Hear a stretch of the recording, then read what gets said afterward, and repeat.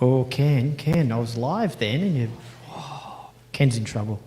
Good evening and welcome to the May Astro Talk. This month we'll hear from Kelly Clitheroe on the importance of protecting night skies, unlike the white projector behind me. Before we begin, I'd like to say that in the spirit of reconciliation, the Astronomical Society of Victoria acknowledges the traditional custodians of country throughout Australia and their connections to land, sea and community, and we pay our respect to their elders past and present and extend that respect to all Aboriginal and Torres Strait Islander peoples today. It is clear outside, is it, Colin? It is clear outside, and hopefully after the talk that means those of us that are here will be able to head over to the Melbourne Observatory to look through the telescopes. And following Kelly's talk, we will also hear from Bill Stent, the telescope gent, about what's up in the sky for May and June. No, your Bill. A little bit of housekeeping. Tomorrow night, Melbourne Museum have their Nocturnal Stars Align event. There'll be ASV members there on top of the roof of the exhibition building with telescopes set up. It's an 18-plus evening event for parents to go to without their kids to be able to go around the museum and not be dragged around it. It's a pretty popular event. Apparently last month they had about 600 people. So if you're looking for something to do on a Thursday night, Melbourne Museum is the place. This Friday night we have our members' night at the Melbourne Observatory. So all ASV members, you can come down to the observatory for some viewing. I don't know what the weather's looking like down here on Friday. It's not looking very good, I don't think. So. And for ASV members on the King's Birthday weekend, we have our boot camp for solar astronomy, visual astronomy and astrophotography, which will cover nightscape, computers, sea stars, all types of astrophotography. Lides Club are coming along for that one because I think at the moment we have 140 members coming along, which is pretty cool. I also wanted to thank our life members who were, or 5 of our members who were given life membership on Monday evening. Ken Lamarkin, who is here, he's going to get up in a second and have a chat about lone scopes. Mark Justice, who I know is hiding up the back. Gavin Salter, Barry Cleland. I don't think Barry's here, is he? No. And Paul Gardner. So congratulations to all 5 of those.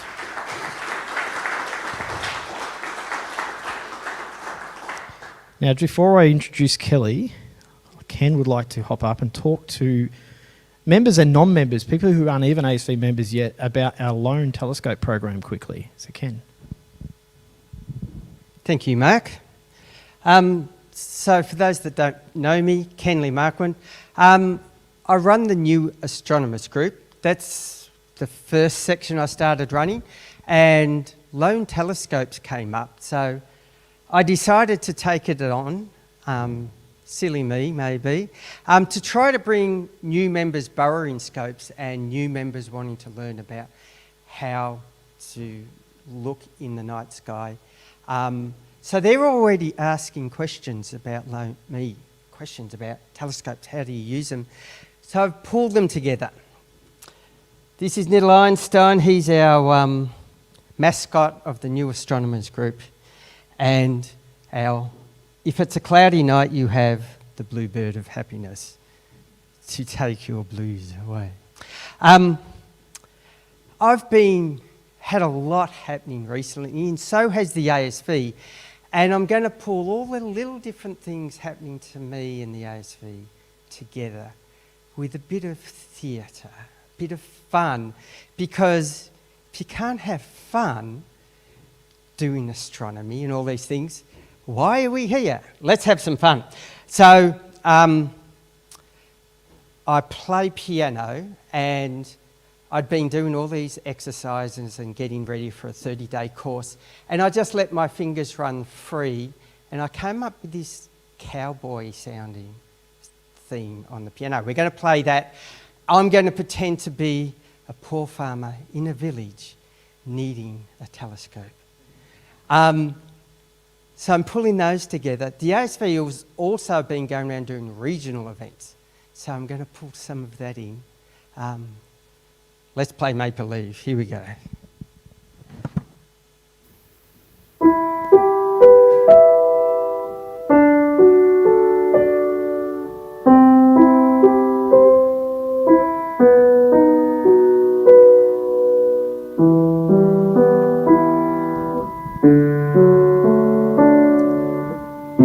They call us poor farmers We are not poor.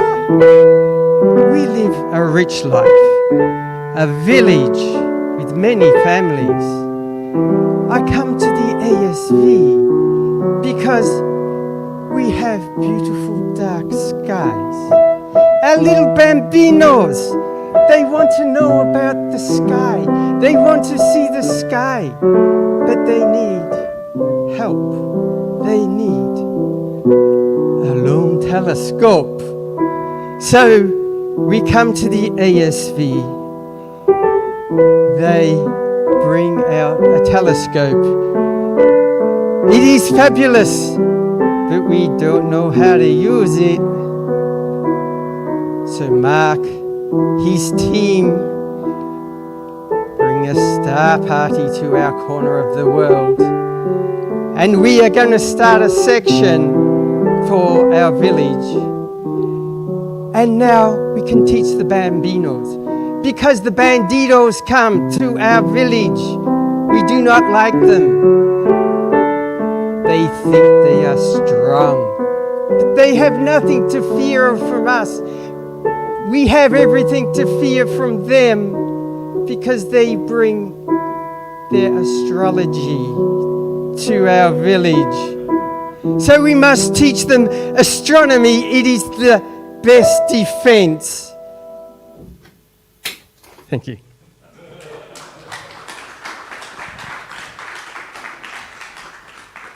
So, I'm just going to tell you a little bit about lone telescopes. Could we put that little picture, the JPEG, up? He's scrambling. On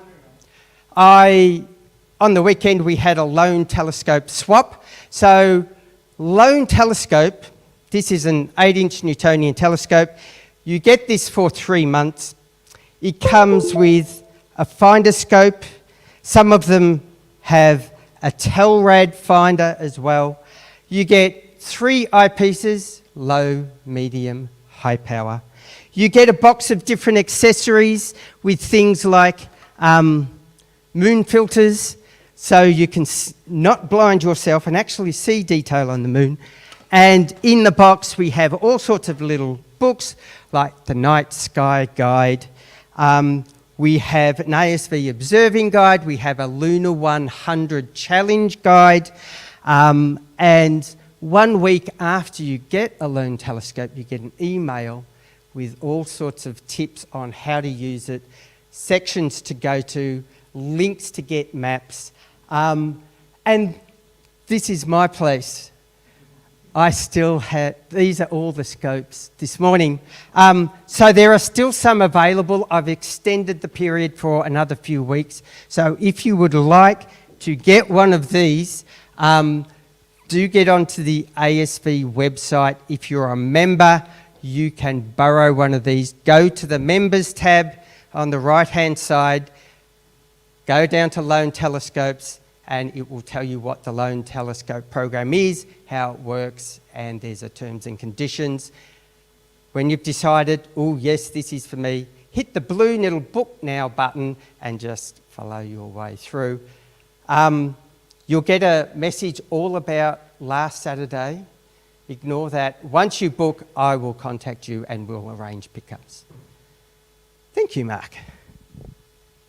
You're welcome. Are we going to see that play on the West End soon, or? Yeah? Well, it depends how many. Might get a couple of hits on the. Might, never know. We'll see.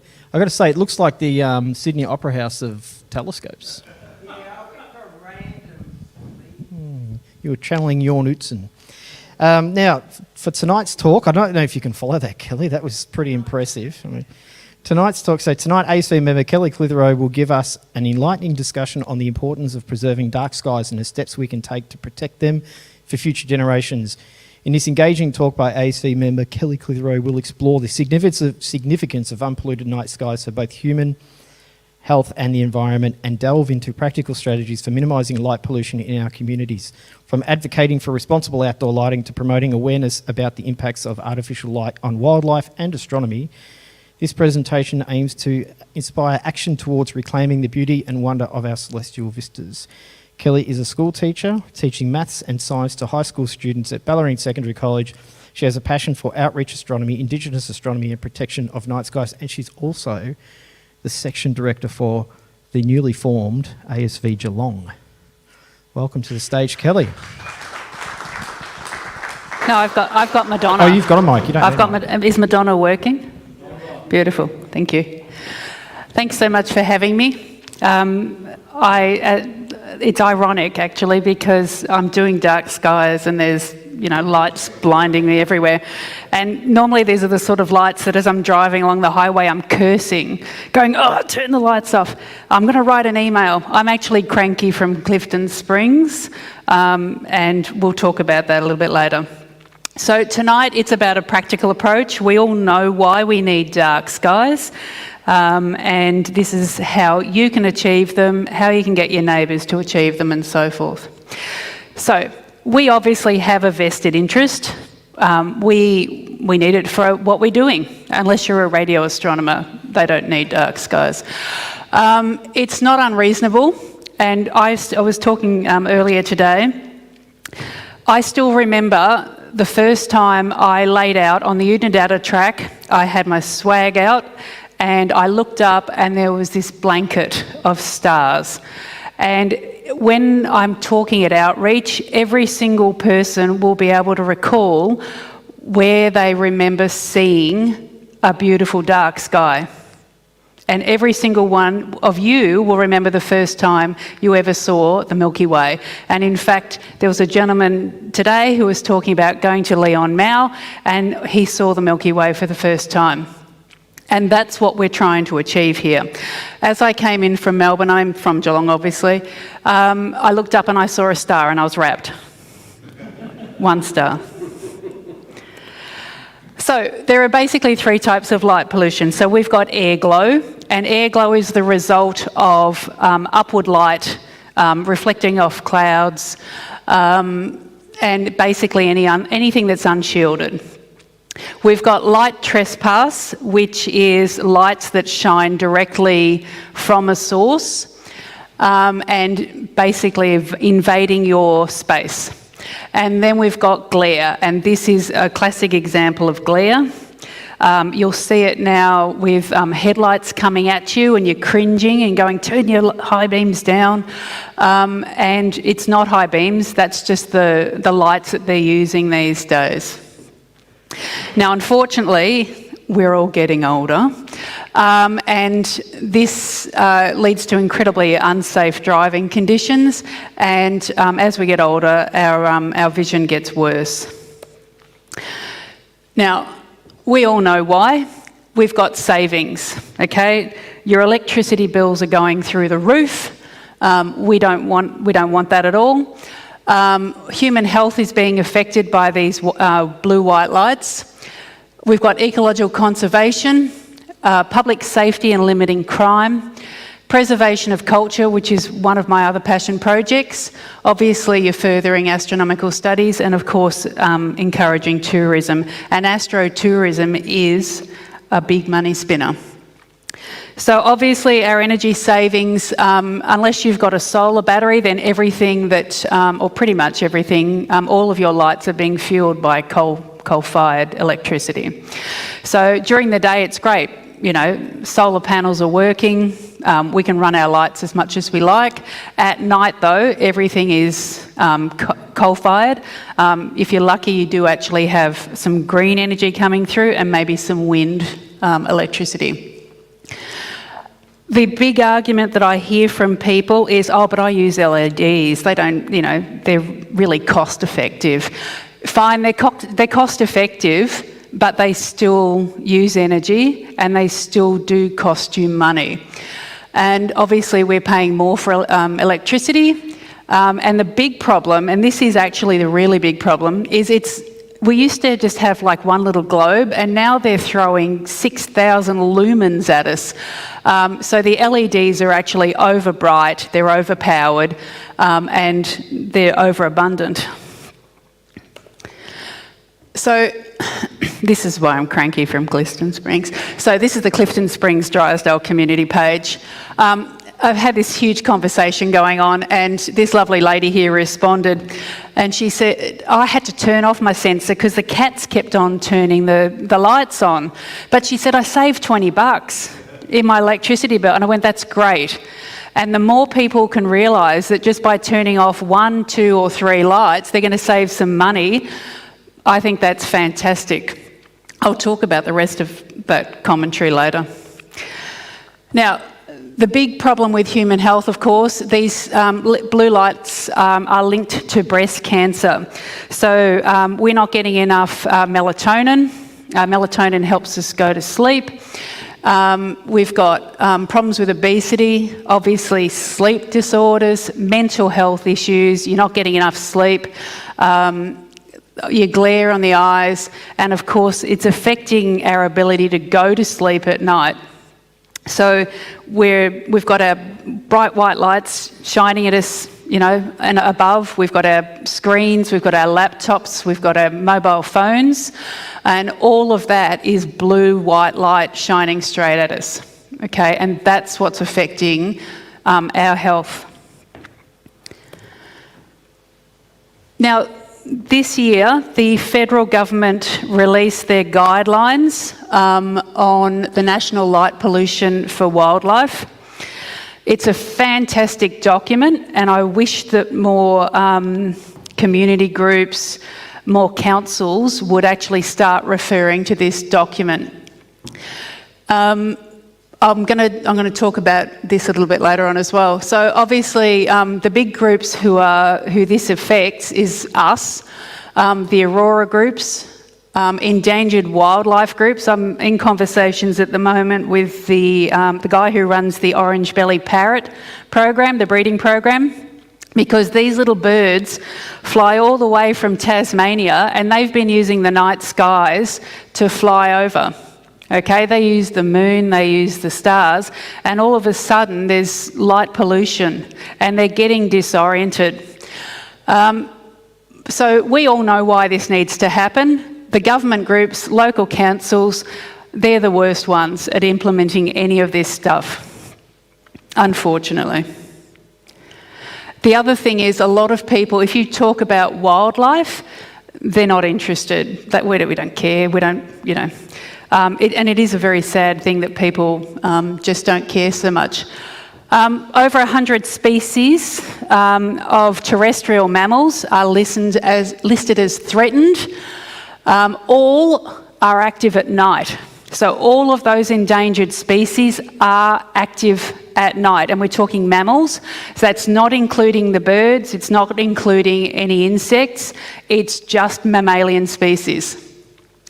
So lots and lots of habitats across Australia, and they use seasonal changes in daylight, and that helps to synchronise their reproductive processes.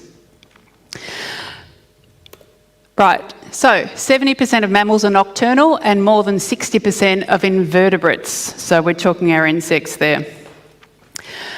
Now, this one here is the controversial one. This is the one that people really need to start understanding. We feel safe when there's lights. We're watching a horror movie, we turn the lights on because, you know, it makes us feel safe. You know, the monster isn't going to come and get us if the lights are on. Now, unfortunately, well-lit spaces do not make you safe. Well-lit spaces do not make you safe. Okay. They don't prevent crime. These badly placed, they actually cause night blindness. They cause, so this is the whole thing with local councils. They will cite in 100% of cases, we need those lights for public safety. They do it and they say it's the number one reason we have street lights at every 50 metres, and I've actually measured these out. Certainly across the road from the Lake Lawn in Drysdale, every 50 metres there is a huge light with great big bright LEDs shining at you. It may make us feel safer, but it actually doesn't make us safer. So it decreases your safety by making victims and your property easier to see. If I'm walking down the street, I'm feeling safe, there's a light right above me, but I can't see you because I'm being glared. I actually can't see the audience, where I am right now. I'm right in this spotlight, you can all see me, but I can't see you. Now, what that means is that if you're someone who wants to, commit harm to me, I can't see you over there. You can see that there's no one else around, so you're perfectly safe to grab me if you want to. But I feel safe because I'm in the light, all right? If I put my hand here, I can actually see you all again, okay?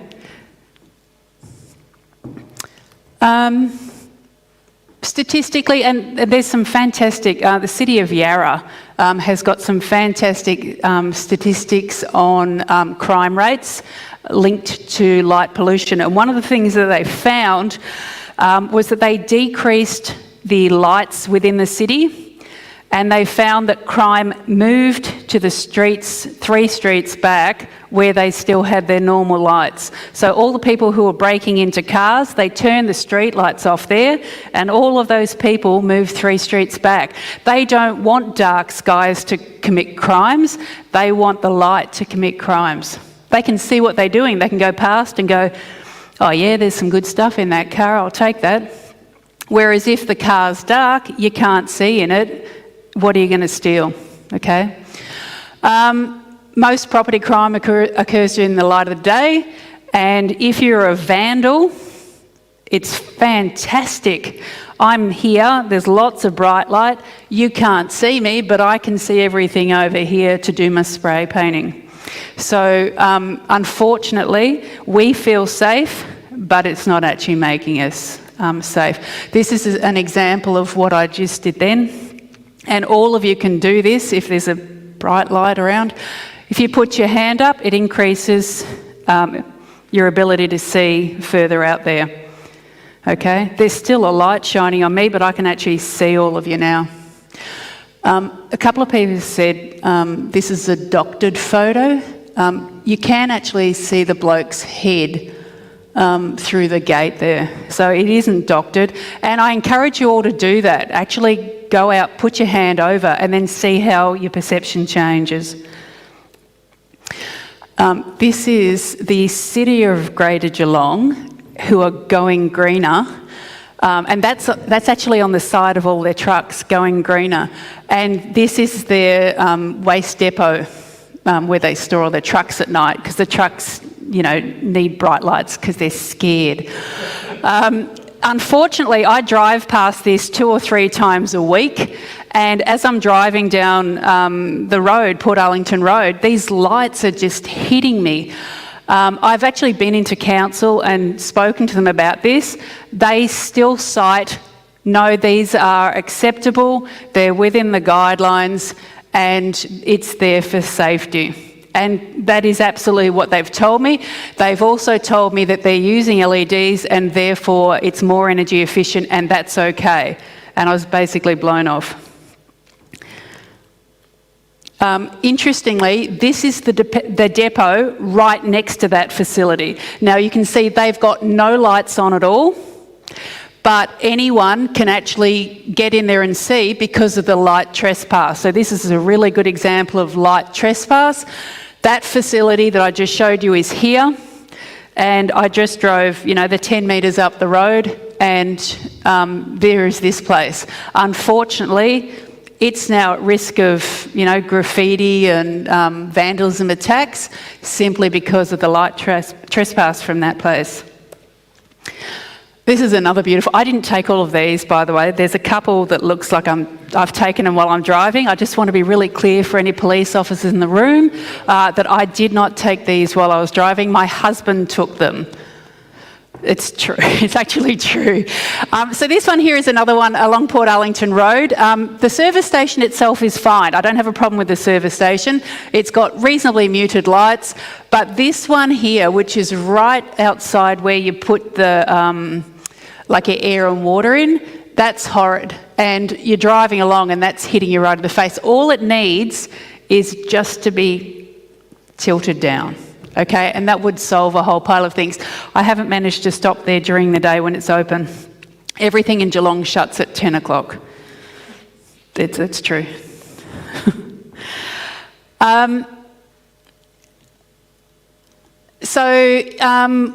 If we've got an isolated area, basically, if it's an area which isn't not intended for nighttime use, then you're giving people a false sense of security as well. And, you know, if we're lighting things up indiscriminately, then everyone just walks past and goes, oh yeah, it's lit up.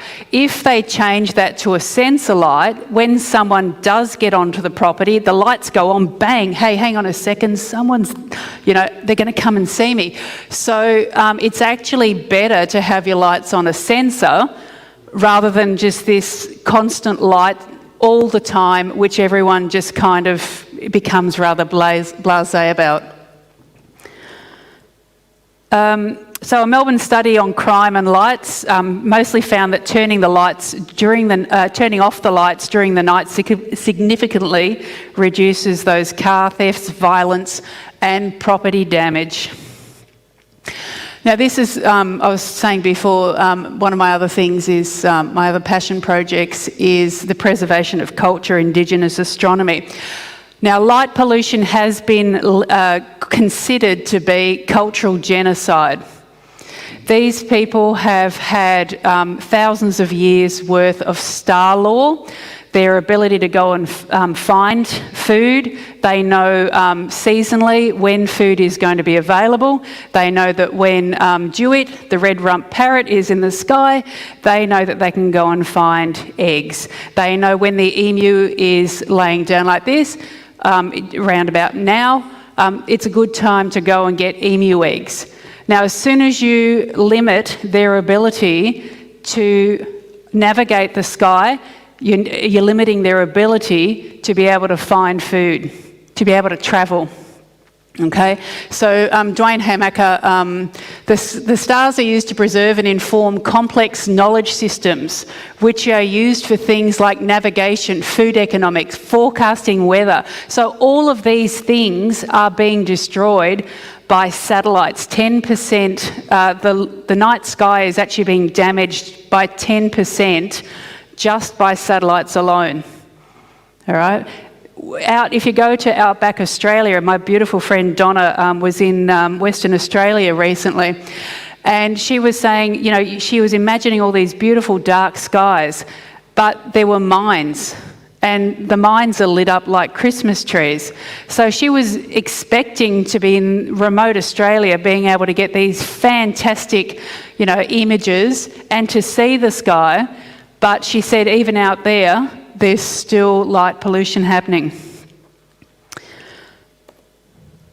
And of course, furthering astronomical studies, we've got neighbour lights, we've got street lights, we've got city lights. This was an image I took when I was in the US last year. I think it was a 15-minute time lapse, and you can see there's 8 planes and satellites going through that image, and that was 15 minutes, and I wasn't pointed anywhere near an airport. Obviously Singapore, beautiful, but completely unnecessary. Fred Watson calls satellites the new kids on the block for light pollution. He told the Astronomical Society of Victoria previous years, the number of satellites in orbit could be heading for 100,000 by the end of the decade. Now, because it's so cheap now, they can just launch things, you know. Elon Musk, he did a whole pile the other day as well, you know, and it's just getting worse and worse for us. Now, this is the Astronomical Society of Geelong. This is what we're contending with. Over this side, over here, the Budgie Pavilion, because we're at the showgrounds, the Budgie Pavilion has just put up this new light. It's horrible. We have buckets, we have little boxes that we have on poles, and we have to cover all of those lights up. And this is the Astronomical Society in Geelong, and we're trying to contend with all of this ourselves. Unfortunately, they're not particularly receptive. Again, public safety, I disagree. None of these lights, this is not an area that's travelled by people, and sensor lights would be far more sensible at this time. This is an image I took 2 years ago. So I live in Clifton Springs, that's from my front yard. And then I went to Snake Valley 2 years ago, and you can see the difference there. So this is the significant difference that's being made by light pollution. And it is significant. Of course, encouraging tourism. Everyone loves an aurora. People are travelling all over the countryside to go photograph an aurora. This is at Point Lonsdale. Chris was showing me photos from Leon Mao and also from Sea Lake. So people are really keen to get in their cars and go and take photos. I went to Tasmania recently to do astronomy, and the amount of money that can be brought into a community, particularly if you've got a dark sky and you've got access to the southern sky, is incredible. And I'm sure the people at Heathcote love it when the ASV's got an event on, because it brings people into the town. And the same thing could be said for somewhere like Point Lonsdale. Out on the surf coast, Torquay Way, there's a pile of people who just come to take photos of the aurora or to take photos of the Milky Way. And that's bringing tourism into communities. So, in one sense, very simple to protect it. Don't shine light up. In practice, there's a lot of engineering, lighting engineering that goes on. You've got to work with local authorities and obviously property owners, and still keep within the legislation for safe lighting. So mostly importantly, and this is what tonight's about, it's engaging people with dark skies. So education, tourism, community activities, it's about helping people to enjoy the dark. And we do enjoy the dark. I feel a great sense of powerlessness sometimes, incredible frustration. My poor husband, oh my God, will they just turn that light off? And he's, I know, stop yelling at me. And I feel really bad, because every time we're driving anywhere, these lights are driving me mad. And you might not notice them now, but on your way home tonight, you'll start to notice, and then you'll start to notice more, and then it'll start getting really annoying, and then you turn into me. So, you know, we've got factory closed. The factory's closed, but there's light streaming down the walls. It's not lighting anything. And that's the thing that annoys me the most. What's it lighting? Why have they got that light there? And my husband, stop it. I know. But again, maybe you haven't noticed it. This is our new swimming pool in Drysdale. They have been closing it over winter, which is, you know, really good. And I haven't seen it with those lights on since that photo was taken. And again, this is the beautiful depot. Love that depot. Look at it. Going greener. See? Don't know where they're going greener. All of their cars are electric, but I don't know that they're using wind energy for their electric vehicles. So this is a practical approach. So we all know about this stuff. So what I want you to do when you go home tonight, you stand outside in the street and you look at your property. Where is light coming from? Just stand there. Oh, maybe I need to put that, you know, blind down a bit. Oh, that light over there. And really assess how the light is escaping from your house. talk to your neighbours about the importance of reducing their light pollution. Now, I have got awesome neighbours. I've got a photograph of my street, and all of my neighbours know that I used to image on my front driveway, and they all go, "Oh yeah, Kel's out."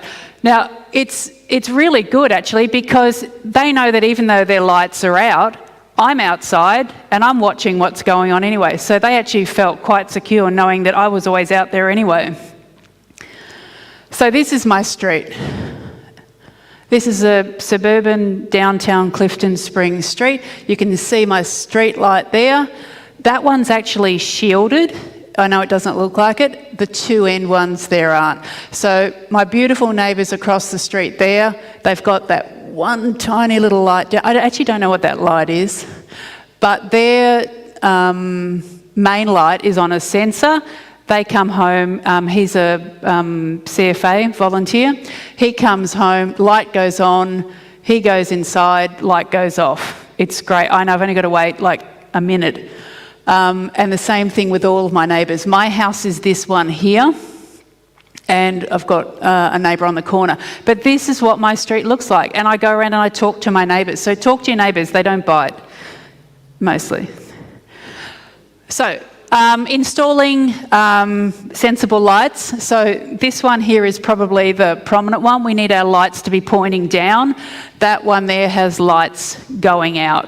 So let's go for down. Choose fixtures with shields or full-on cut-off designs to prevent light spill.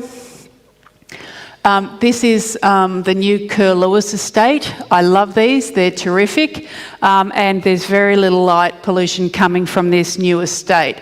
I can't say that's true for all estates around the Drysdale Clifton Springs area, but this is a really nice example of how council should be installing lights. And of course, this is straight off the Dark Skies, International Dark Skies site. So we've got the old style, and of course the best is putting things on a sensor. I would actually really love it, and Power Corps and councils have the ability to actually dim the lights. If you go to France, if you go to the Netherlands, at 10 o'clock at night, all the lights dim. Why can't we do it here? And that's the reason. This is one of my pet hates. No blinds, no curtains, lights coming out. This guy here has got the best looking 50-inch television screen you've ever seen. And I tell you what, if I was a thief, geez, I'd be right into that place. And again, he feels safe, he's got the light on. He feels perfectly safe in his living room, but I'm walking past and eyeing off his big 50-inch screen and going, hey, that looks pretty good. He's also got these really annoying Christmas lights there. Don't like them. And these people here, again, same thing. You know, I don't want to look into your house. Turn your lights off, pull your blinds down. So we're positioning outdoor lights so they illuminate the intended area. Now, traditionally, we've got our great big overhead lights and they're casting light out this way. Some of the things we need to consider are lights at knee height. They still direct lights in front of you, but you're not blinded. And I'll show you an example of Port Arlington where they've actually got that. If you've got large windows, consider outdoor curtains, make sure your blinds work, and keep all of your outdoor fixtures clean and well maintained. Okay, it helps to keep them more energy efficient as well. And, you know, we've all gone from using our 50-watt bulbs to 6,000 lumens. So consider dimming bulbs. Choose amber or warm coloured. So there's an option when you buy your light globes. Choose the bright white or choose the warm. Choose the warm. Low colour temperature sources, less than 3,000 Kelvin for interior exterior. It's less harsh, less harmful for us, and also a lot less harmful for the environment and the animals that are in there. This is off the Australian Dark Sky Alliance website. So you can see here the difference between 10,000 and 1,000 Kelvin. And those lights up the end are perfectly acceptable. Lee's changing the lights up. Oh, thank you. I did notice that. Can you, yeah, oh yeah, that's nice. Yeah, that one's nicer. That one's not. And it's more flattering, like that one's going to make me, it's like when you go to a nightclub and they've got those horrible fluorescents and you're feeling good and then oh God, no. Okay, so this is a beautiful example in Port Arlington. They've got the knee-high bollard. It's still spreading its light out. It's still lighting up the path. And it's just not as obnoxious as, one of those 6-foot poles. Or sorry, what are they, 6-metre poles with the big lights on it. So motion-activated lighting, obviously, is your sensor lights. Again, going back to it, if the light's on all the time, everyone just kind of gets a bit complacent about it. If you are someone who is naughty and wanting to commit a crime and something looks really, really dark, you go, hey, I'll go over there, and a light comes on, you go, oh no, someone can see me, and you run away. So it's a double deterrent. The first thing is that someone goes, hey, there's a light on over there, and the second thing is the criminal runs away. Install timers, so you can have lights going on, lights going off, and obviously if you don't need it, turn it off. And all of your cameras now, like your security cameras, they're all infrared anyway. You don't need light. This is a useless light. I don't know why I took that. It's just, a useless, stupid light. This is behind a chain link fence. It's where you learn to ride your motorbike. I don't think they keep any cash on the premises. And it's got this god-awful, bright, horrible light on it. And why? So they're going to be getting an email. I only took this photo last week. Now, this is something that I've done, all right? And you can all do this, by the way. This is my car. Notice I've blacked out the number plate. So this is my car just with normal lights. This is my car with high beams on. What I did was I said to my mechanic, I hate all of these really bright white lights. Can you do something about it? He said, absolutely. So he's given me an amber light for my high beams. They still work beautifully. The other thing he did was he adjusted my lights so they were pointing slightly down, so they were aimed at the road and not straight at you as you're driving toward me. So all of you can go and do that. Next time you get your car serviced, just say, hey, is there an option to change my lights to a warmer colour? Because all of us have been driving and have had the people coming toward us and you're cringing because of, you're being blinded. My husband took this one. I didn't do it while I was driving. Okay, but this is a classic example. The guy in front, you can see, actually has the amber lights, and the guy behind him doesn't. And that's actually what it looked like as I was driving. I said, Hugh, quick, get your camera out. And so he did. And you can very clearly see the difference between an amber light and those really bright white light ones. I hate decorative lights.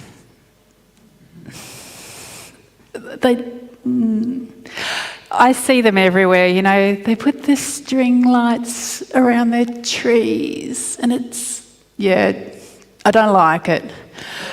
Sconces that direct light upwards, again, all of this stuff is really pretty and I can understand why people like it because it's pretty, but it's not functional, it's not necessary. If you're having a party or something, by all means, turn them on. Turn them off though. Okay, don't leave them going past Christmas, which is what one of my neighbours does. This is an American company, and they are really big on, obviously, dark sky-approved lighting. This house looks really pretty. Okay, the lighting around it is really nice, but you can see it's directed at the ground. It's that nice amber colour, so it's nice and warm. It still makes the house look like it's got a pretty feature, but it is dark sky compliant. And there's nothing that's pointing upwards. But the house still looks really pretty. So again, you can make your house look, you know, like a feature of the street and not the worst house on the street, but you can do it sensibly. How am I going for time? Oh, good. All right. Local councils. This is from 2015, and the comment by the poster said, "Look at the city of Melbourne, look how beautiful it is, even from space." We shouldn't see that. If we can see that much light, that's the amount of light that is pointing up at the sky. So whilst I used to come into Melbourne and think, oh wow, that's great, look at how pretty it is, I want to get my camera out, I want to take some nightscape photos. I was driving in with Les today. Les was keeping me company in the car, and I said to him, hey, look at that, the buildings, the lights are all out. People are actually using the smart lighting now, which is terrific. So it's one of those ones where if you're not in the room and you're not moving around in the room, the lights turn off. And all of these buildings that used to be lit up are now not. And I think that's terrific. So well done, Melbourne, and well done some of the businesses that are in the big skyscraper things. You're doing a fantastic job keeping some of those lights off. So this is off the City of Melbourne website, because I go looking around and seeing how their dark skies are being, you know, used and their lighting. So the provision of good functional lighting will enhance the perception of safety. This is on the City of Melbourne website about their lighting policies. It enhances the perception. It doesn't make you safer, it makes you feel safer. All right? And even they say that in their little roundabout way. The fear of crime is associated with the visual perception. So it allows recognition of potential threat. The other one that I really liked was good lighting will highlight important features of the city and environment and show the colours of buildings. That will enable visitors to quickly identify with locations. This will allow them to orient themselves around the city quickly. Now, I actually don't know anyone who's lost in Melbourne who's looking up going, oh, that's a pretty building. They're all looking at their phones going, where am I? Now, this is fantastic. This is City of Greater Geelong. As much as I will hang it on City of Greater Geelong, they are actually reasonably proactive, unlike the City of Maribyrnong. Got that in for Brimbank, City of Brimbank. Thanks, Sia. So if you go on to the City of Greater Geelong and you say, I would like to request a shield be placed on a street light, they will come out and do it. However, it states that you must justify that you have attempted to make changes to your property to reduce the light trespass. Now, I was having a bad day. I may have had 3 tequilas. I don't remember. But, wow. Way to deflect blame. You know, it shouldn't be about what I've done to limit the effects of your street lights on my property. Light trespass is real. It's affecting my sleep. Stop passing the blame onto me for not preventing your street lights from invading my property. Now, I've got a nature strip tree which the council trimmed. The light continues to invade my home. I actually my husband puts a pair of boots against the curtain to try and stop that little chink of light coming through. Dark skies are worth preserving, and I'd like to get a little sleep despite blackout blinds. And, you know, I really went to town anyway. The question shall now be redirected to you. What actions have you taken to limit the effects of street lighting on my property? I'd love to have a chat with someone, so please feel free to call me. I'm actually a really nice person, just a bit sleep deprived. Can I please get light shields on my street lights? Anyway, my husband goes outside, because we always check to see if it's clear, and he goes, "Hey, Kel, there's a guy in high vis walking down the street." So I go bounding down the steps and I go and introduce myself to the very lovely Brad. Now, Brad only works 1 day a month. That's not true, he works more than that. But he goes out on nights of the full moon, of the nights of the new moon, and he goes out and assesses property. So this is me prior to Brad coming out. So you can see right here, there is actually a street light, and you can see all of that light pollution while I'm trying to look through my 10-inch dob. After Brad, this is what I was looking like from my front yard. So a really significant difference. It is worth getting those lights shielded if you can.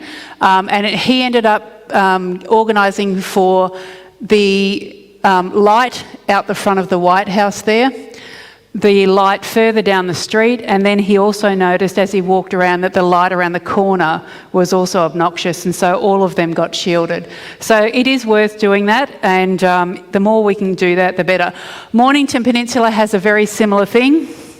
You can report a problem, and there report a street lighting fault, and there's a whole bunch of things there that you've got to do. Now, I was circling through Reddit, because you do, and this poor person said, "My council wants me to pay $400 for putting a shield on that light. What can I do about it?" He got lots of responses, and everyone said, "No, you should not have to pay."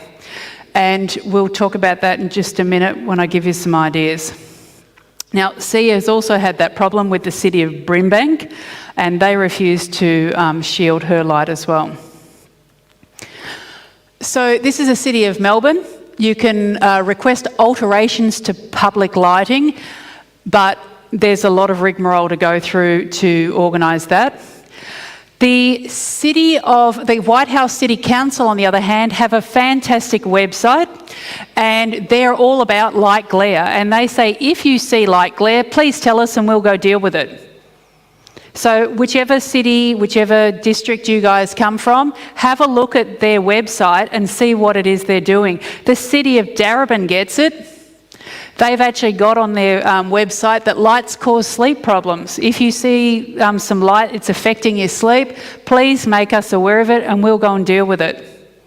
All right, so there are some proactive, but again, if you don't know about it, you're not going to go and do anything about it. But if you have a street light and it's affecting your sleep and it's entering your house, light trespass, speak to your council. They are actually obliged to do something about it. Now, here's the kicker. I gave a similar talk at Vastrock last year, and one of the ladies said to me, "Oh, I got in touch with my council and they said no." And I said, "Did you say it was for astronomy?" And she said, "Yes." And don't do that. Okay, don't do that. Because they don't care about your astronomy. All right? They will care if it's affecting your ability to sleep. They will care if it's affecting your mental health. This one here is a really lovely little one. It's causing dangerous glare and it's gonna cause an accident. It's light trespass and it's illegal, or it's an environmentally sensitive area. So all of those are very, very good reasons for you to get a light shield fitted. And if anyone wants to have an argument, cite one of these things. So my local members are quite nice, by the way. Hi, Christine Cousins. She's actually really lovely and has been an incredible support for me, and very receptive, happy to have meetings, and happy for me to rant uncontrollably at her. It's very controlled ranting. They are obliged to listen. They are obliged to do something about it. Be very specific about your request. Don't just go in there and go, "I don't like the lights. Can you do something about them?" Say, I would like the state government to work with the Minister for Environment to devise a policy for reducing light pollution on Crown land. Some examples of where light pollution is an issue are, and actually give them some concrete examples. Here is where it's bad. Don't just do all vague stuff. Go to a council or shire meeting. Now, I'm a bit of a nuisance person at council. Put a question in for question time. They'll give you a time. They'll say, come in. Be specific about your request. Be realistic. I would like council to reduce the light pollution in Geelong. It's not specific. I would like council to assess the light pollution produced by their waste management facility as the light glare onto the road and are a danger to drivers. Here's a photograph of the area and the light, which is the problem. It's very specific. And it should be actioned by the council because they're minuted. And if an accident does occur there at night as the result of the light pollution, well, they were already told. Okay, and then it becomes their problem, and it is a much more significant problem. So the minutes will reflect that the area is a danger to drivers. And that's where the power actually in this lies, is if you can say this is dangerous, they must action it. This light glare is dangerous, you must do something about it. This is my very new, beautiful, we've got lots of building going on in Drysdale. This is my new library, the Barongarook. Unfortunately, they leave their lights on, and I've had to take photos of this and send it into council saying, hey, can you just turn the lights off in that facility? One of my students, his mum works there, so I just say, hey, Micah, can you just tell your mum to turn the lights off? And usually the next day they're off. This one was actually imaged over Anzac Day, that night, the Anzac Day evening. So the Australian standards, basically it's on new light installations. New developments must comply with the standard. They've got tolerance levels, and this is a great thing to know. Have a quick read of that. I don't want to read it. I'm going to have a drink.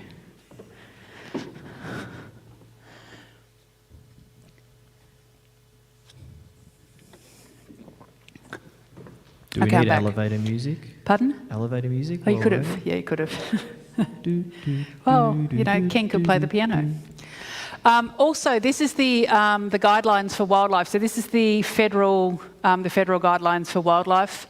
If there is an important habitat for listed endangered species, usually within 20 kilometres. So that means if you are within 20 kilometres of a significant site, such as a nature park, nature reserve, marine reserve, they should be reducing the light pollution in that area.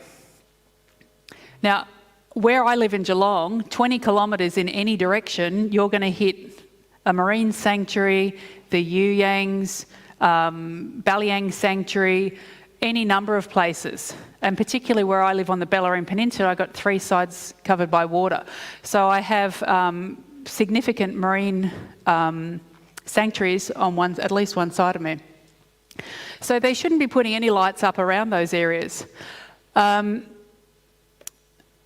The Phillip Island has got darken the night sky to let the sheer waters fly. Up in Queensland, my friend Donna came back. She went to watch all the turtles hatch. And she came back with a little brochure for me about light pollution and how it's affecting the turtles, because the turtles are looking for reflected moonlight on the water, and that's how they know that to go out to the water. But what they're doing is they're seeing the big lights of the buildings in front of them, and they're turning around and actually going off the beach and heading toward those lights, which is horrifying because these little turtles are dying. She said it was a great experience. So this is the EP Biodiversity Act. So it's our main environmental law. It gives us a legal framework to protect unique plants, animals, etc. And obviously it includes heritage sites, marine lands, wetlands and so forth. Where I live, I'm just probably an hour or so away from a Ramsar listed wetland, the Werribee Treatment Plant. I also do bird photography. And where Avalon Airport is, they've just put up a new facility for Australia Post. they're going to be getting an email as well. All of these lights are blaring out of this, and this is Ramsar, so, you know, it's not good enough. But always do it responsibly and with facts, just don't go ranting like I do sometimes. I actually got a beautiful email last week. Tuesday the 30th? Yeah, it was around about last week. So this is from the City of Greater Geelong, and Burke is his name, lovely man. He gave me one of the nicest responses and probably one of the most positive responses I've had so far, which to me, although, you know, there were platitudes in there, it actually gave me a little bit of hope. We've recently used the new National Light Pollution Guidelines to inform and update our public lighting design guidelines, which guides new infrastructure. The fact that he can quote that at me is terrific. We've also introduced new requirements in the precinct structure plans to shield our conservation reserves from excessive light pollution. A good example of this, and he gave me an example, okay? And he's also asked the Senior Sustainability Officer to give me a call, who hasn't done that yet, I'll get onto that, with some further information about how we can proceed. So this is probably the first time that I've actually received anything that dealt with more than just, yeah, we know all about it, but we're not really going to do anything about it. So I'm hopeful that the City of Greater Geelong is actually going to be more receptive to this. Now, there must be some people in here who run a business. So, if people and businesses don't know about the effects of light pollution, they won't do anything about it. Now, the biggest thing when you're talking to people about light pollution is don't say, turn off all your lights, because people go, nah, not going to do that. If you say, can you just direct your lights differently? Can you direct your lights down? Can you put a sensor on that? They become more receptive. So we're only asking for unnecessary lights to be turned off, for lights that are necessary to be on sensors, and for those lights to be directed downward toward the ground rather than upward. I've already shown you that one. That was clever. This is my library from a different angle. It's very pretty. It's got grass and stuff on the roof, and there was a metal strip around the outside edge, and it all caught fire because it reflected too much heat. This is in the US, and this is an example of where reducing the wattage, for example, of your lights makes a significant difference, but it's still lit up and it still looks okay. So they've gone from 5,700 watts to 1,200 watts. You can still see the buildings. It looks much nicer. It's not quite so glary. So again, if you're someone who has a business, if you consider just reducing the wattage of the globes, it's going to save you money and it's going to help our night skies as well. Now, everyone has got their little reward for recognition postcard on their seat. This is something that I do pop into my neighbours. When I first came up with the concept, I put it in all my neighbours' letterboxes, all of those ones who are doing the right thing. People like just to be given a little pat on the head and just to be told that they're doing the right thing. They might not have meant to have done the right thing, but the next time it'll make them think, oh, yeah, I should probably turn that light off. And that's a nice thing. So this is what it says. We noted that you have all unnecessary external lights off on a sensor or have external lights pointing downwards. You're using low wattage globes in warm colour range. I actually need to add a little bit to it, and your blinds are drawn. And by doing any of these things, you're saving money, preserving the night, and your efforts are truly appreciated. And a little link to the Dark Sky organisation. But my neighbours, I give a bit of a suck, really. I make a calendar every year, an astronomical calendar, and I go around and I give all my neighbours an astronomy calendar. And they all know, like I said, they all see me out on the driveway and they know I'm mad. Email to a business, if anyone's interested in this one. So basically it is just saying, hey, we've been past your business, we noticed that you've got some lights on, we've noticed that the lights are a little bit awful, here's some photographs of your business. Because the reality is that the majority of people will finish work at 5 o'clock and they drive away. They're never driving to work when it's dark and the lights are shining on them. So some of them don't even realise how bad their lights are. If anyone's interested in this, I'm happy to send you a copy of that. So this is Cranky from Clifton Springs. I don't always write to the paper or the council. Sometimes I just get onto the local community pages and go nuts. I get laughed at, I get sworn at, I get called names. However, it is changing. And I am getting more support now, which is really good, as education is working. Anything worth fighting for, it's not going to make you popular, but hopefully they are going to make a bit of a change. So here's me. You can always turn off any non-essential lights, put your security lights on sensors, and you'd see a decline in your electricity bills. And some people have laughed at me. And this lovely lady has said, people don't care. And I said, I know, I can tell. And then later on, this is the other person who said that they saved $20 by turning the lights off because the cats kept turning the sensors on. So making positive statements is also really good. Anyone's noticed an increase in activity at night? And these people are really excited because we've got a lot of Melbourne people moving to the Bellarine Peninsula because it's lovely. They're wrecking it, but no, I don't mean that. I don't mean that. They are. And so they're coming down and they're going, hey, there's owls. We get owls. You know, I walked out the other night, there's a tawny frogmouth. It's not an owl. Flew off my roof. We got bats that come and eat my figs and my apples and things like that. It sounds like bats, not too sure. And I've gone, this is great. So how great. Well done, St Leonard's, for continuing to embrace the natural world around you. So lots of really positive statements. And that helps as well, because then when I go, hey, can you turn your lights off? They, you know, a little bit nicer to me. I got into a bit of an argument last Christmas. Now, at night, about 10 o'clock, 10:30, depends on the night, Saturday night, a little bit later, you have to turn all your sound down or turn off your noise so that you're not disturbing your neighbour. We actually don't have any rules, guidelines or anything like that about turning off your lights. So you have to turn down your music, but you don't have to turn off your lights. And I've got a real problem with that one as well.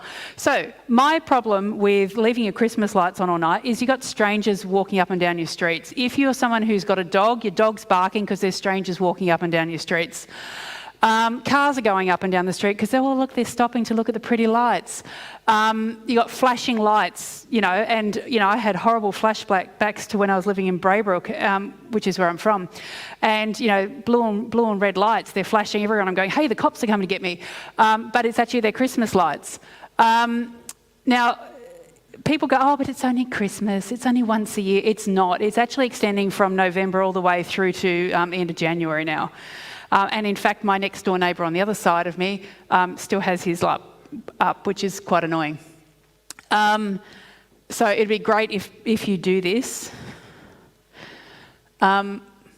Is there a curfew? So Amy Jo Jean Ruth is a former student of mine. She's lovely, and she's got this huge display. Every single year, she and her partner put up this beautiful display. Lots of people come to see, and I said, hey, is there a curfew? I get the Grinch, bah humbug to me, because I'm mean and I wanted to turn her lights off. And I said, hey, this isn't fair. Like, you've attacked me going, hey, you're the Grinch. I am. But dogs are distressed because there's people love their dogs. If you can make a dog argument, they love it. Like, oh yeah, because we've got to look after the dogs. The dogs are distressed with strangers outside the house, restless because it'd be dark. Showing a respect for your neighbours is not being a Grinch. I didn't say don't have them. I said, can we just turn them off at a reasonable time? So this is what Amy Jo Jean Ruth did for me. She said, Christmas display, Wednesday to Sunday, 8 till 11. Okay? So instead of having those lights on all the time, those lights went off. She's got it written on the wall. She had it written on the floor as well in chalk, and she was also advertising it on Facebook as a result of that. So have them on a timer, turn them off at 10:30, advertise on your footpath that you're promoting dark skies and you're going to turn them off for all of these reasons. Advertise on your local Facebook community pages and encourage, if you're one of those streets where they encourage people to come into your street because every single person's got Christmas lights, except me. then, please, can we turn them off at a respectful time, because we don't want people coming in and upsetting our dogs. Now, of course, we've got all of you lovely people, dark sky sites. We don't want your lights. They won't let you on at Liam Mao, will they, if you've got your after dark? Yep. You've got the snipers.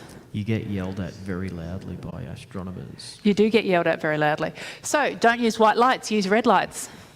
A single strip of cellophane doesn't work, and I got told off by Russell because I had a single strip of cellophane over my bright. He said, "Oh, that's a bit bright." Make sure your car doesn't light up like Burke Street. My car doors, when you open the car doors, have got cellophane on the inside lights, and none of my internal lights in my car ever turn on when I open the car doors. Don't drive your car into dark sky site after night, and if you arrive late, Lee Green. Lee Green! You're an abomination, and your lights are an abomination, and I've said it in public in front of everyone, okay? I have been to dark sky sites. At the end of the evening, Lee just goes, and it's like daylight. It was disturbing, and I was very upset. So please don't use your 1,000-watt light globes to do it, your 10 million lumen light globes. If you need to turn a light on, say, "Hey, excuse me, I'm sorry, I'm just going to turn my light on for a second," and give people a bit of warning. But again, you shouldn't be using that. And in fact, I would probably say go to Woolworths, get yourself some red cellophane or something similar, and tape up your phones or your flashes and stuff, because people still don't remember they've got to turn their flashes off. If you let your eyes become adjusted to the dark, they do. And they do very quickly, and you'll be able to see really, really well. If you're a new visitor to a dark sky site, try to arrive early, familiarise yourself, and that's part of it as well. You don't want to go somewhere at night and not be familiar. And when I run astrophotography sessions, one of the things that I say is don't go out and photograph somewhere that you've never been before. Like, go there, scope it out, have a look at the ground, make sure there's no rabbit holes that you're going to, break your ankle on. And set yourself up nice and early. No one wants to be running around in the dark. Avoid using the flash in your phone. Turn your phone torch off. You've got a dark mode on your phone as well, so turn that on. And we all go to dark sky sites because they're dark sky sites. We don't want your lights. If anyone's interested in more information, because I haven't bored you enough yet, here's some lovely places to go. A lot of these places work on memberships and donations. They're not-for-profits. The Australasian Dark Sky Alliance, Dark Sky International, we have Dark Sky Victoria, the beautiful Judith Mitchell. Not Judith Mitchell, she's my other friend. Judith Bailey is a prominent person in the Dark Sky Society and does so much good work. Bonfire does beautiful merchandise. I've got about 9 different, Keep the Sky Dark t-shirts and hoodies and things like that. Next year, International Dark Sky Week is April the 21st to 28th, and it would be great if the ASV could really get on board and really promote reducing light pollution, not increasing it, and really start educating people about it. And Globe at Night is also pretty awesome. I'm going to skip through that one. So Globe at Night, you get an app on your phone. You cover your camera, you take a dark, you point it at the sky, you take a light photo. It looks something like this. So this is the app, it's called Dark Sky Meter. You take a dark image, then you take a sky image, and then it gives you a reading. Okay, and so I live it's around about 21. So I live in a Bortle 4 sky, and you can have a really nice reading. And then it records it, so it actually ends up mapping the area that you live in, or places that you go to. So, in summary, because, we've gone on. Dark is best. If you can't have dark, put things on sensors or timers and use warm colours. Make sure that the area that you are lighting up is the only thing being lit up. Use the lowest intensity that is safe. Use non-reflective surfaces and go for this warmer colour. assess your property, change your lights, request shields, all the other good things that I was talking about, advocate for better lighting solutions, and light pollution should be taken as seriously as we're taking Indigenous and First Nations issues, as much as we're talking about the environment, because all of those things are tied in together. And unfortunately, so is our health. So this is why we need dark skies. If anyone wants to contact me, that's me. Thank you. Stay where you are. Don't Stay go where I anywhere. am. Don't run away. If they want to contact you, they can contact you through the ASV. Oh, they can contact me through the ASV because I am Can an you go back ASV. to that slide with all of the dark sky places, the businesses, the organisations? Because I had a very That one? interesting... This one? Yeah, that's the one. I had a very interesting meeting yesterday that I haven't told you about yet. I've told Okay. you in already. I had a meeting with the Australasian Dark Sky Alliance, Marnie Org, who is Okay. Fred Watson's wife, and with a couple of people from Dark Sky International. Judith couldn't make it. Okay. And in the end, they really want the ASV heavily involved in dark sky protection of Victoria. We want to be involved. We should be. And I sort of said, I know someone who can really help us push this. Right. And I said, her name's... It's not Lee. Not Lee, no. Her name's Kelly. So, Kelly, just so you know, Yeah. we are heavily getting involved now. And we Good. also are on September 11th is the September 1st Astro Talk back at Mueller Hall, where Fred Watson will be speaking. Beautiful. And it's the day of the Dark Sky Alliance seminars in Melbourne, and we're working with the Gardens on doing a dark sky viewing night out in the gardens right in the middle of it. So we're right into it. Good. We've also got Earth Hour coming up. So I need your help. Yep, that's fun. We've got a couple of questions or comments.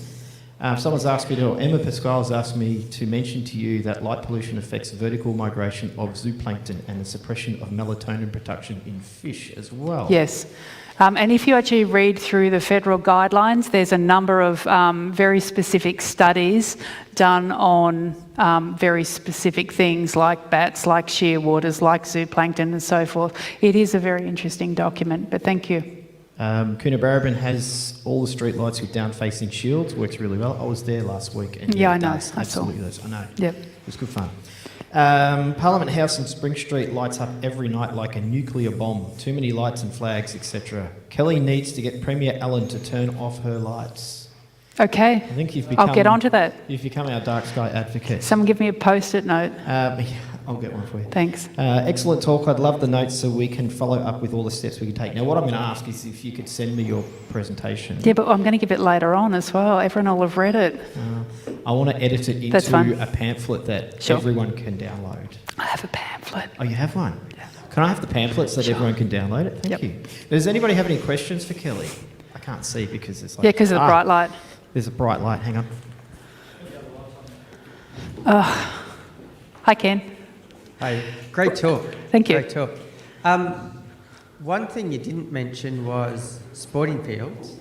Now, Yes. if they run around and have collisions, have concussion, break bones, Yep, they really do need it. But they do.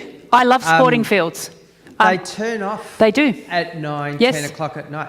Are they a problem? No. Or do they need to do more? No, I have no problems at all with sporting fields. And in fact, I've done presentations before where I've talked exactly about that.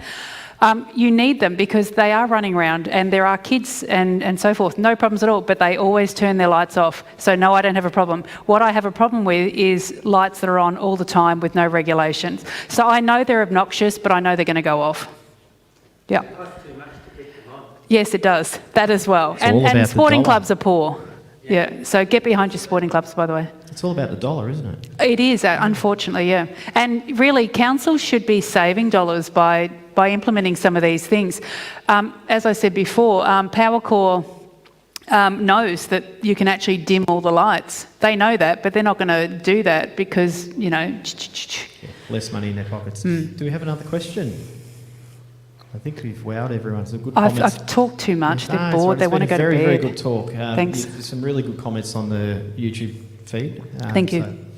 Well, Kelly, I can go now? you can go now. Thank you very Thank much for you. a wonderful talk. Hopefully that's We all will it's not get. off. We will get that. If you've got a PDF document, Yep. We'll get it up on the website so that and on the Facebook so that people can download it.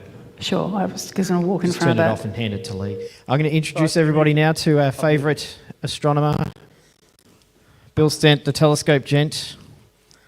He's better than Bill Nye, the science guy. And Bill's going to talk to us about what's in the sky for late May and early June. There we go. He's nearly ready. Does your clicker work now? He thinks so. I'll hand it over to you, Bill. Thank you, Mark. Yeah, if I can have the lights off, it would be great. Because I hate lights. I'm just sucking up to Kelly. How are you going? What's in the sky? Pardon? Hold it closer. Okay, what's in the sky? Late May, early June. So that's I'm just going to be talking for the next 4. Well, I'm going to be talking for the period of the next 4 weeks, and this will take a little while to fire up. There we go. Okay, tonight. Reminder: we're on the lands of the Bunurong and the Wurundjeri Woi-wurrung people of the Kulin Nation. I am going to talk about, as usual, the general conditions at this time of year. What's in the sky? Now I've changed this to 9 p.m. because it's winter. Then I'll talk about where's the moon, the planets getting orientated in terms of constellations and bright stars. There ain't no planets in the evening at the moment, sorry. I'm going to talk about suggested targets for tonight. I'm not going to talk about the targets all around the sky. I'm going to concentrate on the crosses area. Ida aquarids are still here. Has anybody seen any? Thank you, Mark. Yeah, I was up at LMDSS on Sunday night and I was up for about a half an hour, sort of 4 o'clock, 4:30, something like that, and I saw 8, and some of them were hangers. They sort of left a trail. It was really, really good. And then I'll talk about the early risers, which basically it's all the planets there, and summarise with things to look out for this month. So I'll rattle through this reasonably fast, I think. General conditions at this time of year. Sunset is about 5:30. It's dark about 6:15. Next month that's going to be sort of getting closer to 5:05. Sunrise, it's 7 o'clock-ish, but it's dark until about 6 o'clock-ish. And next month that's going to be 7:30. So now it's getting cold and it's getting dark because solstice is in a month or so. Which means it's time to think about dew and frost. Now, if you're, who's got dew heaters and all that sort of stuff? Yeah, it's very useful. You can ruin your whole night by having your binoculars fog over in the first 10 minutes, and it's a right pain. There are things you can do. Hairdryer works really well as long as you're not sort of putting anyone at risk of putting the electricity out. Thanks, LMDSS. If you've got young astronomers, just at the moment, they're great for, young astronomers who get up at 5 o'clock in the morning. My young astronomer never did that, which was rather nice. But just at the moment, there's a line of planets. You can go and show them the planets. There's even Mercury at the moment. I saw it the other day. It was beautiful. And also we're getting towards Milky Way season. It's pretty much there now. So that's the general conditions. Now, if you're a light-dark fan, that is the moon. The new moon is tonight. It's actually, you missed it. It was at 1 p.m. It's in the north, so just at the moment the moon's going to be low in the sky when it stops being a new moon. First quarter is on Wednesday of next week. That's the 15th. It's going to be rising late mornings, setting late evenings, as it always does in first quarter. It's still just in the north, so it's sort of close to the ecliptic. But the thing is, this month, Lunar X is available. It's at 2:13 a.m. on the 16th of May, and does my little thingy work? Because this is my shot of, there it is. Oops. Oh. It worked for long enough, yeah. So yes, that's the Lunar X right there, and above there, if I can point to it with my shadow, that's the Lunar V, which happens at about the same time. It happens for about 45 minutes every month, but of course, most months the moon is not well placed. It's good this month now. Full moon is on Friday the 24th. It's back in the south, so that means the full moon is going to be very high in the sky, causing a lot of light pollution. So it's going to be glaring down on us. So that's fine. We'll get over that. Last quarter is on Friday the 31st, and back to being a morning object. And of course, next new oh, there it is. Next new moon is on the 6th of June. So, okay, now planets over the next month. This is from the ASV yearbook, which is very useful. Mercury is currently a morning object. It's pretty much at maximum elongation now.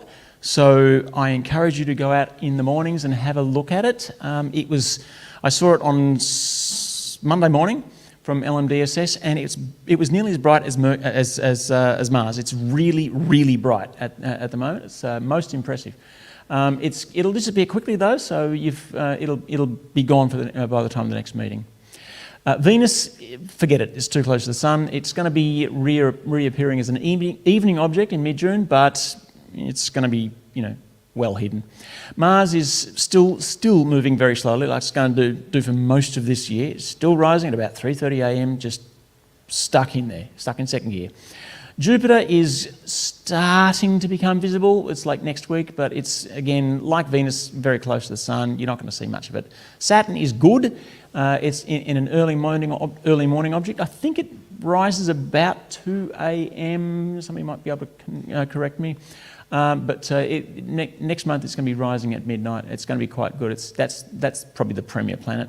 Uranus is a morning object now. It's rising. It's still fairly close to Jupiter, which means it's lost again in twilight. Neptune, again, morning object. It's close to Mars. It's actually between Mars and, I've got it in the diagram a couple of slides on. It's rising earlier. It's moving away from Mars. To see Neptune, of course, you need a decent-sized telescope. It's bluey-green. It's a beautiful planet. Pluto is rising late evening. It's still the best placed planet, but of course it's hard to find. You need to have a telescope and a camera, take 2 shots over 2 days and see which star moved. Okay, so now, can we turn these lights off now, or is that not possible? Uh-oh, I've made him do some work, I'm sorry. Sorry, Lee. There, that's beautiful. Okay, this is the sky at 9 p.m. facing south right now, actually about half an hour ago, I suppose. So, getting orientated, the Southern Cross, which is underneath my little clock there, it's nearing the meridian, sort of 11, 12-ish. So I'll just get rid of that. There you go. There you can see the Southern Cross there. It's close to the meridian. There it is, just in case you didn't know. Scorpius, now remember I've got 3 constellations which are our road maps. There's Crux and Scorpius, and Orion is just right underneath the west thing there. So it's kind of gone. So they're our main stars, main constellations. Now the orientation stars. Last month I was talking about this line of Pollux, Procyon, Sirius, Canopus, and Achernar. Pollux and Achernar are kind of gone at the moment, so you're not really going to see that. But so I'm going to do it in a slightly different way. The cross points roughly to Spica, and then you can keep going to Arcturus. That's covered half the sky, so it's quite a lot. Oops.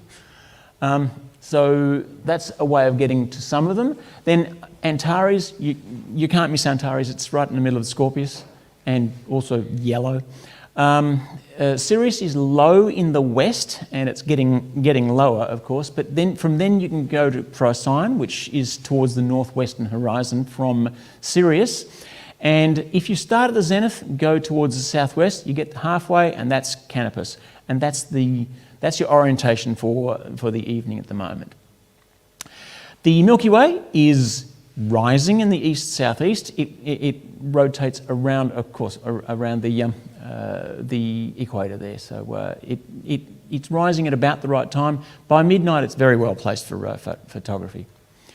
Now, my targets for the evening, we're going to concentrate on the crosses area because it's perfectly placed in the evening just at the moment, and there's an awful lot going on.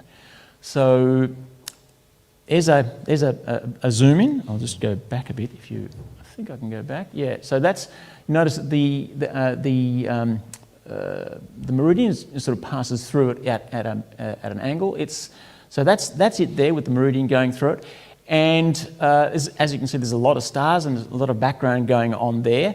There are 4 constellations, major ones. There's Musca and all sorts of little pissy ones that no one ever cares about. But Centaurus, Crux, obviously. Carina is the big long one, and Vela is a bit. Well, it's important for one thing. It's the supernova remnant. Okay, so this is also known as the crosses area because there's the 3 crosses. There's the Southern Cross, there's the Diamond Cross, and the False Cross, and they're really good road marks for you to look around. Deep sky objects, there are a bunch of them, and it's actually quite confusing. It says there's a lot of stuff there, so I'll get rid of that. Okay, so visual objects. You want to start with the diamond cluster. With any luck, we'll be able to see these shortly. Diamond cluster is at the very bottom end of the false cross. That's false cross, so that's large. So you don't need much of an instrument to see it. You can actually see it with your naked eye in dark sky sight, but a small telescope or a pair of binoculars will do it. Jewel box, same deal. Jewel box is bright and it's very easy to find. It's just outside Mimosa in the Southern Cross there. It's everybody's favourite. There you go. Now Rigor is outside of the 3 crosses area, but it's very bright. It's a multi-star shot, a multi-star system. I think it's officially 2, but there's all sorts of stuff going on behind it. And got a photograph from here from Jeff Healy. Check that out. Now that is a corker of a photograph, and you can see it looks like a string of ducks. So it's fantastic. I cannot speak highly enough about the telescope, and B, that photo, the cluster. It's a beautiful piece of work by Jeff Healy and Diego Colonello. Let's see. The gem cluster is smack bang in. It's just off the coast of the Carina Nebula there, and it's very pretty. I've got the same photograph dialed up a little bit in a minute. You'll see it for the astrophotographers. Pearl cluster is right in between the Carina Nebula and the Cross, and it's very small. You'll need some magnification to see it, but it's very pretty. Pleiades, you won't need much magnification to see this. You can see it with the naked eye. In fact, you can even see the outside photographs, the outside stars of that in that diagram right there. Then Alpha Centauri and A Crux are very, very similar. They're close doubles, and they look good in most telescopes. You don't need much magnification. Then we're moving towards Omega Centauri, which does take a little bit more aperture to see. It's a little bit harder to find as well because it's sort of off the coast of this area. But if you know where to find it, it's very pretty, particularly from a dark sky sight. The coal sack is the outlier here. You do not need any instrument to see the coal sack. All you need to do is go to a dark sky site, any old one will do, and open your eyes. Once your eyes are accustomed, you can see it. It stands out like a coal sack. You look at it with anything, and you just lose it. Here's a photograph of the coal sack, and it's a big black blob in the middle, well, just off the side of the Southern Cross. There's a number of other bits and pieces in that. That's with a 50mm lens with an APS-C sensor. It's an ASI 071 Pro. And this is the whole thing sort of zoomed out a little bit more. This is just a single shot with a 15mm fisheye lens. Sorry about that. But yeah, you can take this photograph. It's an easy photograph to take, and it looks kind of pretty. So go thou and do that. For the astrophotographers, staying with the same area, I'll rattle through this because astrophotographers are, without exception, dull. Carina Nebula, this is my own shot from a couple of years ago. It's, as you can see, it's badly registered, but I took it over 2 years.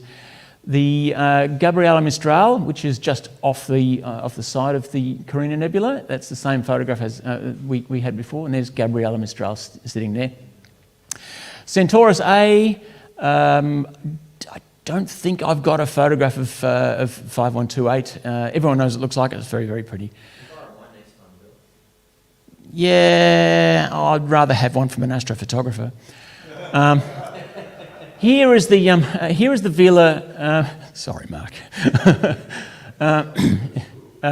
Here is the Vela signal to noise ratio. I always say that. Supernova remnant. I couldn't get anywhere near all of it in. Eddie Pang's got a great shot of it. Where's Eddie? He's out the back somewhere. Yeah. He's taken some fantastic shots of that. But they're all mosaics. It's enormous. It's absolutely enormous. Running Chicken, another badly registered photograph from me. It's right next to the Pearl cluster, I think it's wedged in there. And the Dark Doodad. Again, another choreographer shot from Eddie, which I mentioned a few weeks ago. Eddie, hats off. That's an amazing photograph. I tried to take one under a full moon and got that. That's just, sorry, people. And the challenge is the Blue Planetary Nebula. That's not that. Hang on, that's not that. No, I don't know the blue. That is not the Blue Planetary Nebula. The Blue Planetary Nebula is a little bit further up. No, it's sort of around about there, isn't it? Is it that? It's that side. Oh, I'm sorry. No. Okay. My apologies for being correct, as it turns out. All right. So, Ida Aquarids are still good this year. It's because it's new moon. They're out there. I didn't hear any, but they're very, very good. It's wider than I expected. I was looking more or less at the source, and everything's very much in the peripheral vision. So just keep a lookout for them. They're very good this year. It's still active over the next week. It is dust from the tail of Halley's Comet. This is a repeat from last month's slide. The peak was about the 6th of May, but it's a very wide peak, so it's going to be around for another couple of weeks. At the dark sky side, 40 per hour. I saw 8 in half an hour, which is not quite 40, but maybe I was blinking. You look generally east after about 3 a.m. because that's where an Aquarius rises. I did see one beforehand and that went upwards, which is really cool. Go to LMDSS on Saturday the 11th. Take your warm clothes, a blanket and a banana lounge. I actually had a banana lounge. I borrowed it from somebody. I don't know even whose it was. I'm sorry. But it was a very comfortable experience and it was a lot of fun. So 5 a.m. tonight, tomorrow morning, facing south. You can see that the Southern Cross is about 4 o'clock, and it's now in a poor position for viewing. It's probably behind trees, so it's not good for viewing at 5 a.m. Scorpius is also well past the meridian. It's still visible, but it's almost gone. The Milky Way is moving. It's past the zenith. It's going towards the west. Everything is a disaster, but it's planet time. So we've got Mercury, Mars, and Saturn all in a line, and Neptune is actually slightly between. It's actually sort of about 1/4 of the way from Mars to Saturn. So they're all in there. It's actually really quite good, and they're all Mercury, Mars, and Saturn are bright as just at the moment. You could see them. On Monday night when I was up at LMDS, Monday morning when I was up at LMDSS, the crescent moon, very, very new moon, or very old moon, was between Mars and Mercury. It was actually rather pretty. There was lots of Earth shine. It's not all bad. There are galaxies. Galaxy season is coming, and so this is NGC 300 and 253, which are two of the more, photogenic ones. So they're there, but you don't get a lot of time on them in the morning yet. You have to wait a little bit more. 47 Tuck is also excellent, and it's good at 5 o'clock tomorrow morning. Don't forget the meteors. Okay. Yes. What about the comet? Ponsbrooks is still here. It's past the perihelion. It's moving away from us. It's dimming off, but it's still there. It was some excellent photographs taken last weekend. Sadly, yeah, you might think it looks like that. It doesn't. It kind of looks like that, which is. It just adds to the complexity. The other thing that was adding to the complexity was a big, tall tree just in the wrong spot. That was Eddie's. Eddie placed himself just perfectly.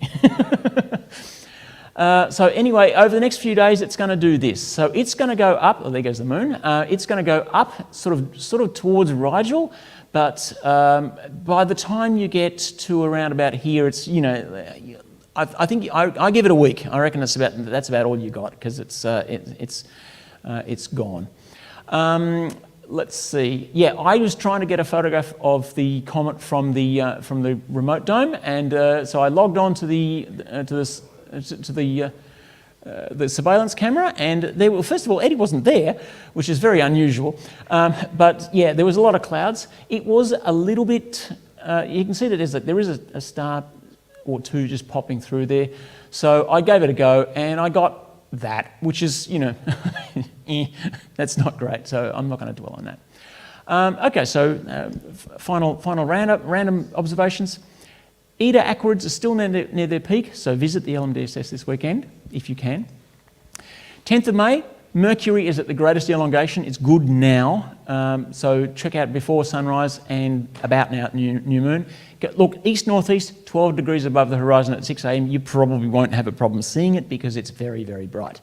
It's below Mars. Don't get them confused. And Saturn's further up, of course. 13th of May, Uranus is in conjunction with the Sun, which means that it's officially a morning object now. And why did I say that? Because conjunction means it looks like the Sun shines out of... No. Sorry. The other thing, 16th of May, 2:13 a.m, Lunar X, go for that one. And because I mentioned Uranus in conjunction with the Sun, Jupiter is doing the same thing. It's becoming a morning object. And on the 5th of June, Venus is going the other way. It's going back around the Sun, and it's becoming an evening object. So that is it. All right. Okay.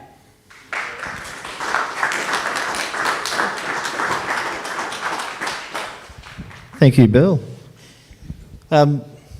Just a couple of quick ones. It is going to be clear at LMDSS this weekend. So, not Friday night though, it's going to rain Friday night. But it will be clear Saturday night. And it'll be clear from about, I think, 9 or 10 o'clock for the whole night. So, good night to get up there and try and get in some of those Eta Aquarids. But as Bill said, get there before it gets dark because the astrophotographers will yell at you. And don't drive out on the field after dark and don't have big bright lights. And you can get light adjusted up there very quickly, so you don't need the red lights even up there. Thank you, Kelly, for your talk. Thank you, Ken, for that awesome play.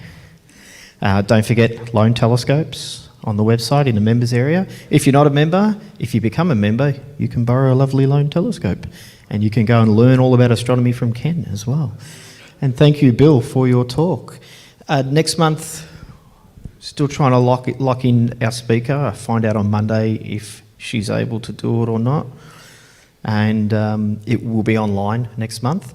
And then hopefully the following, I think it'll make July and August, we should have another venue for those two. And then back here in September because we have Lightscape for the next 3 months in the gardens.